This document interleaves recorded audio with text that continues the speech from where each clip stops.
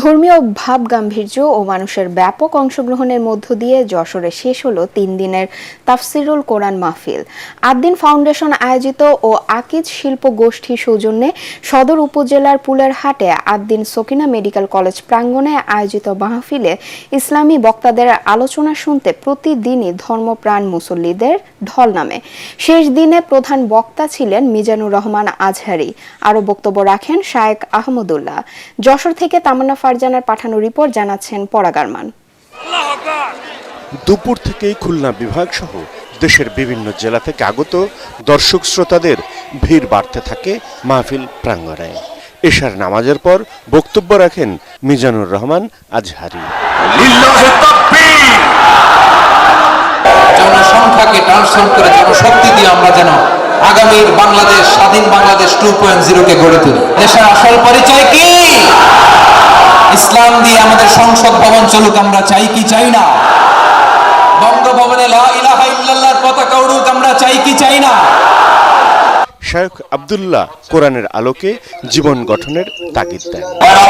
আমরা মুসলমানরা যদি কোরআন হাদিসের আলোকের সে আদর্শ মুসলমান হতে পারি, বিশ্বের মানচিত্র পরিবর্তন হতে সময় লাগবে না, বাংলাদেশের পরিস্থিতি পরিবর্তন হতে সময় লাগবে না।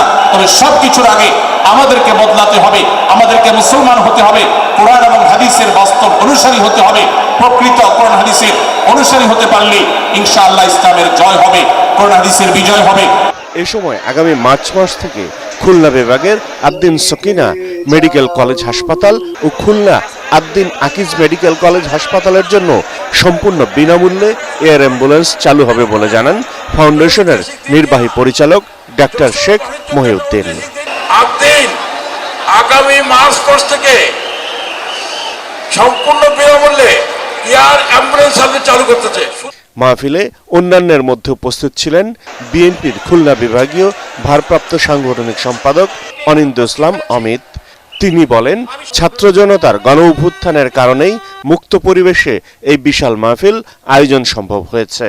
5ই আগস্টের রক্তাক্ত বিপ্লবের মাধ্যমে মহান আল্লাহ রাব্বুল আলামিন আমাদেরকে এমন একটি বাংলাদেশ উপহার দিয়েছে, যেই বাংলাদেশে আমরা নির্ভয়ে সংখ্যাগরিষ্ঠ মানুষের যে বিশ্বাস, যে ধর্ম, ইসলামের কথা শুনবার সুযোগ পাচ্ছি। প্রতি বছর এমন ঐতিহাসিক মাহফিল আয়োজনের প্রত্যাশা এলাকাবাসীর।